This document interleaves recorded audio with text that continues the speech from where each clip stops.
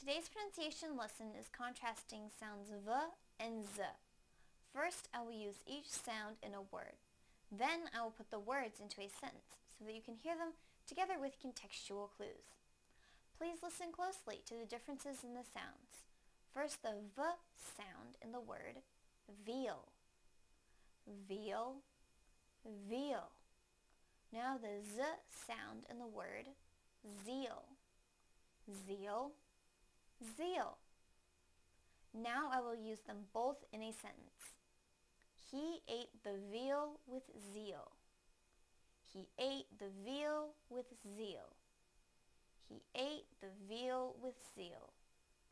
Thank you for watching CartoonEnglish.tv's pronunciation lesson. Come visit our website for free lessons, games, and chat.